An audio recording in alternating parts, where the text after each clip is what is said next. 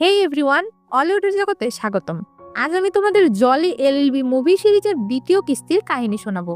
এটি একটি comedy drama cinema, আর এই মুভির প্রথম কিস্তি আমরা অলরেডি আমাদের চ্যানেলে আপলোড করে দিয়েছি। তোমরা যারা এখনো দেখোনি তারা দেখে আসতে পারো, কমেন্টে লিংক দেয়া থাকবে।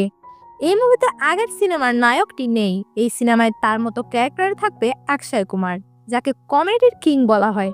আর পরবর্তী যে ৩ নাম্বার মুভিটা রয়েছে সেটাতে অক্ষয় কুমারের সঙ্গে আগের কিস্তির নায়ক আরশাদ ওয়ারসিও থাকবে।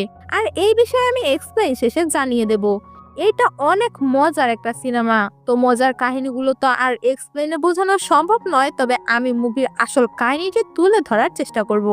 এক সাধারণ উকিল কিভাবে বড় প্রভাবশালী ব্যক্তিদের বিরুদ্ধে লড়াই করে ন্যায়ের পথে বাধা পেরিয়ে সত্যকে সামনে আনে, সেটাই আজ দেখবো আমরা।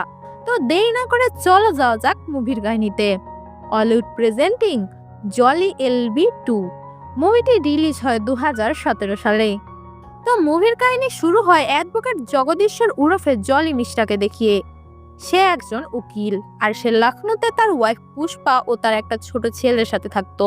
আমরা দেখতে পাই জলি নিজে একজন উকিল হওয়া সত্ত্বেও গত কয়েক বছর থেকে লখনৌর আরেকজন বড় উকিল মিস্টার রিজভির অ্যাসিস্ট্যান্টের কাজ করে, কারণ জলির কাছে কখনো বড় কোনো কেস আসে না। আর তাই সে মিস্টার রিজভির ছোট মোটো কাজ করত, যেটাতে জলি একদমই খুশি ছিল না। আমরা এটাও জানতে পারি গত 30 বছর থেকে জলির বাবাও মিস্টার রিজভির অ্যাসিস্ট্যান্টের কাজ করেছে, আর মিস্টার রিজভিও ভাবতো জলি শুধুমাত্র অ্যাসিস্ট্যান্ট হওয়ারই যোগ্য, এর বেশি কিছু তার মুরদ নেই। অন্যদিকে জলি এমনটা ভাবতো না। সে ভাবতো সে একদিন অনেক বড় উকিল হবে, আর সে নিজের একটা চেম্বারও বানানোর স্বপ্ন দেখতো। অন্যদিকে আমরা দেখি মিস্টার রিজভি সাহেবের অফিসের সামনে হিনা নামের একটি মেয়ে সবসময় এসে তার জন্য অপেক্ষা করত। হিনা চাইতো মিস্টার রিজভি সাহেব হিনার হয়ে যেন একটা কেস লড়ে, কিন্তু মিস্টার রিজভি প্রতিবারই এই কেস নিতে মানা করে দিত। কিন্তু হিনা এই আশায় থাকতো যে মিস্টার রিজভি সাহেব কখনো না কখনো রাজি হবেন। আর জলিও অনেকদিন ধরে হিনাকেই দেখছিল। সে হিনাকে বোঝানোর চেষ্টা করে যে মিস্টার রিজভি তার কেস নেবে না, কিন্তু তবুও হিনা হার মানে না। অন্যদিকে আমরা দেখি জলি মিস্টার রিজভির অ্যাসিস্ট্যান্টের কাজ ছাড়াও ছোট মোটো কেস ধরতো, যা সে অনেক ভালোভাবেই হ্যান্ডেল করত। এরপর আমরা দেখতে পাই জলি মনে করত তার যদি নিজস্ব একটা চেম্বার হয় তখন তার কাছে বড় বড় কেসও আসবে, আর নিজের চেম্বার বানানোর জন্য জলি টাকার ব্যবস্থা করা শুরু করে। কিন্তু কিছু টাকা কম পড়ে যায়, আর 2 দিনের মধ্যেই এই টাকাটা প্রয়োজন। সেজন্য সে অনেক চিন্তায় ছিল। তো একদিন জলির কাছে হিনা আসে, আর জলি হিনাকে একটি মিথ্যা কথা বলে যে মিস্টার রিজভি সাহেব তার কেস নিতে রাজি হয়েছে, আর হিনাকে 2 লক্ষ টাকা জমা দিতে হবে।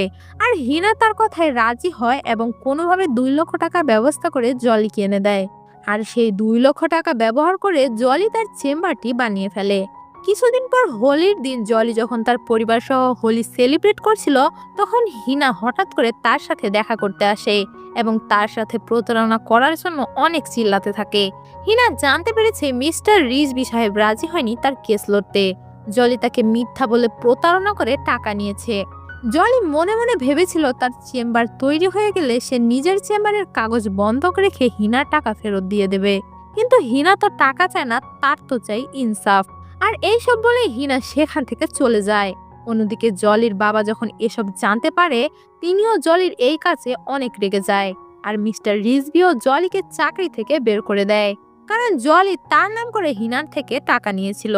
অন্যদিকে আমরা দেখতে পাই জলি হিনার সাথে এই কাজটি করার পর হিনা তার হিম্মত হারিয়ে ফেলে আর সুইসাইড করে ফেলে, আর যার কারণে হিনার বাবা একদম ভেঙে পড়ে। আর এই সব যখন জলি জানতে পারে তখন তার অনেক গিল্টি ফিল হয়।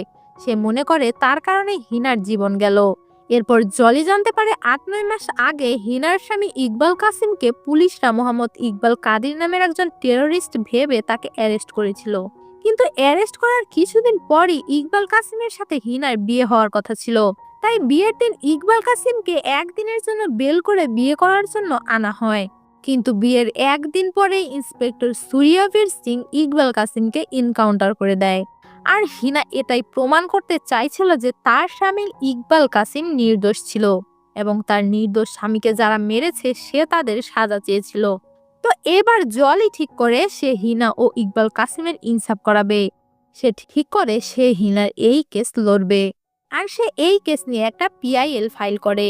যখন সূর্যবীর সিং এটা জানতে পারে যে জলি মিশ্রা নামের একজন উকিল পিআইএল ফাইল করেছে, তখন সূর্যবীর সিং লখনৌর সবচেয়ে বড় উকিল অ্যাডভোকেট প্রমোদ মাথুরকে এই কেস লড়ার জন্য হায়ার করে। আজ এই কেস নিয়ে কোর্টে শুনানি হবে।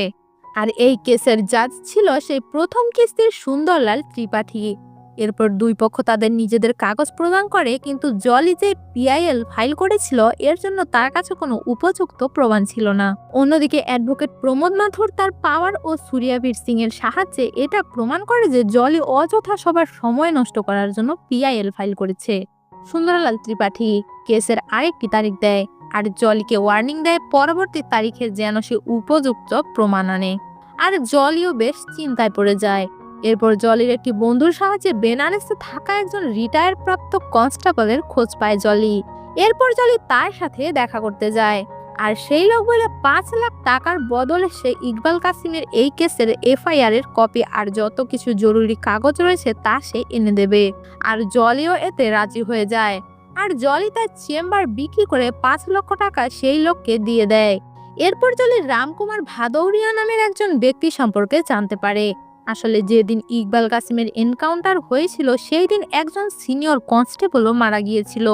আর এটা বলা হয়েছিল ইকবাল কাসিম পুলিশ থেকে বাঁচার জন্য পালানোর সময় সেই কনস্টেবলের পায়ে গুলি করেছিল, আর সেই কারণে ইকবাল কাসিমের এনকাউন্টার করা হয়েছে।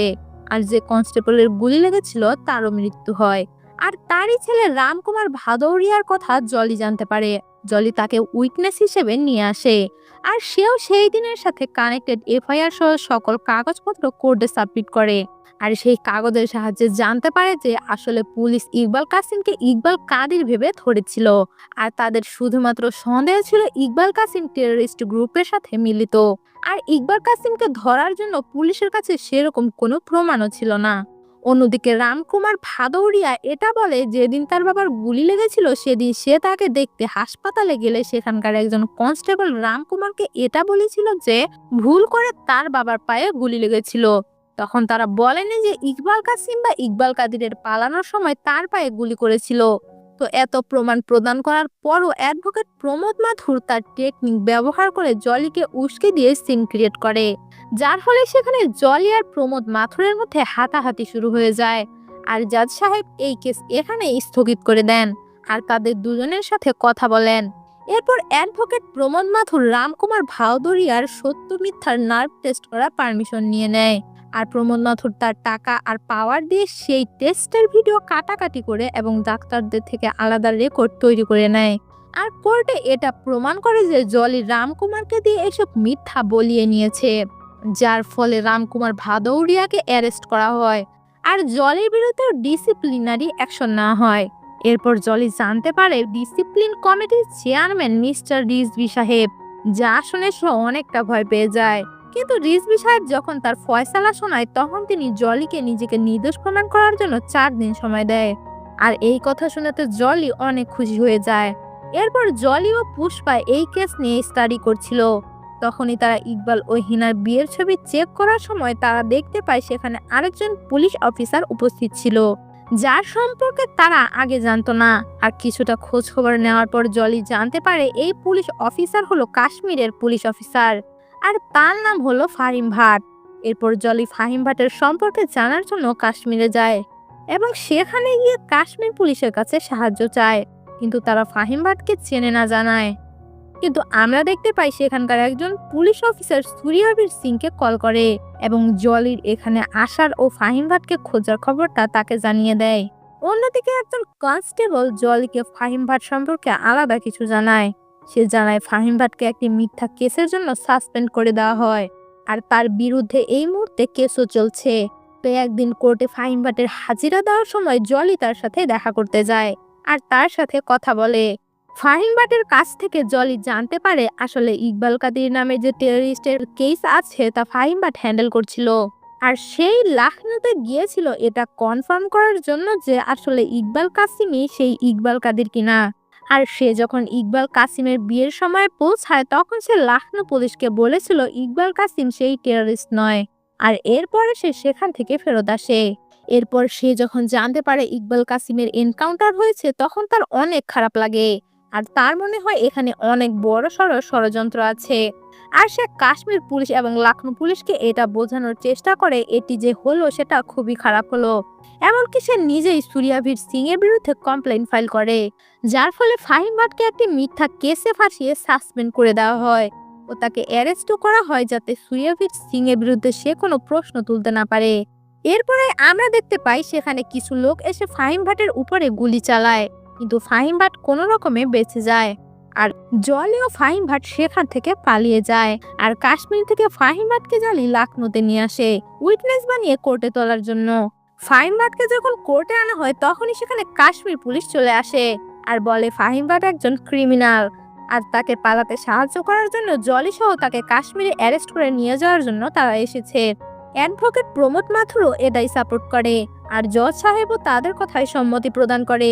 তিনি জলি ও ফাহিম ভাটকে নিয়ে যাওয়ার সম্মতি দেন, কিন্তু তিনি এটাও বলেন যে ফাহিম ভাট একটি উইটনেসও এখন, তাই তিনি ফাহিমের বয়ানও শুনতে চান। আর অ্যাডভোকেট প্রমোদ মাথুর এটা আটকাতে চায় এবং নানান কথার মাধ্যমেও যখন আটকাতে পারে না তখন তিনি সেখানে ধর্ণা দিয়ে বসেন। আর এখানে অ্যাডভোকেট প্রমোদ মাথুর ও জাজ সুন্দরলাল ত্রিপাঠীর মধ্যে কথা কাটাকাটি শুরু হয়। আর না পেরে জজ সাহেবও সেখানে তার সামনে ধর্ণা দিয়ে বসে। আর এই ধর্ণা দিয়ে বসে থাকতে থাকতে রাত হয়ে যায়, আর যার ফলে জাজ সেখান থেকে উঠে দাঁড়ায় এবং আবার কেসের কাজ শুরু করে, যেখানে তিনি অ্যাডভোকেট প্রমোদ মাথুরের কোনো কথা শুনেন না আর ফাহিম ভাটের বয়ান না হয়।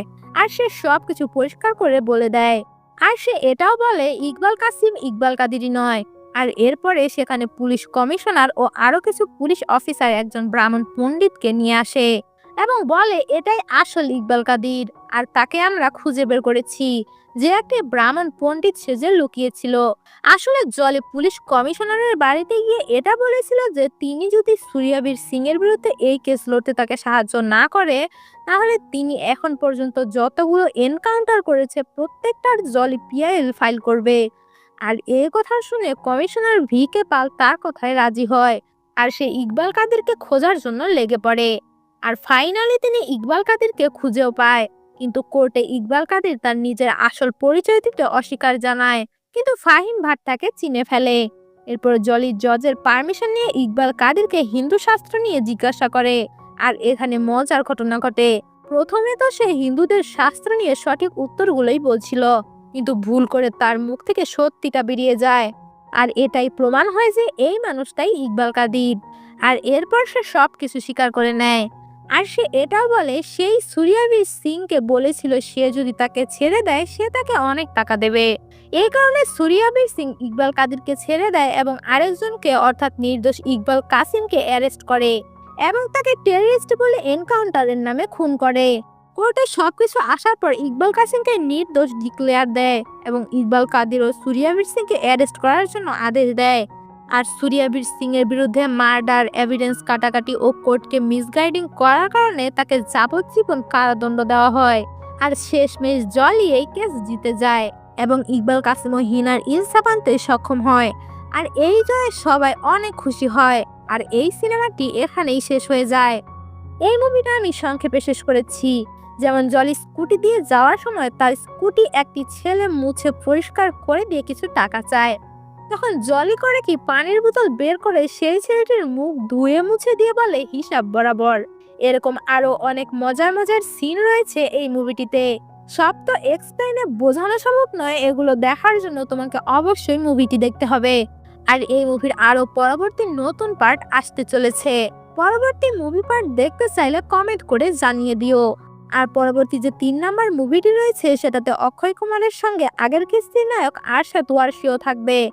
তাদের নিয়ে অনেক মজার মজার কাহিনী হবে, এমনকি তাদের দুজনের নাম জলি হওয়ার কারণে অনেক ঝামেলাও হবে। তো সেটা দেখতে চাইলে কমেন্ট করে জানিয়ে দিও।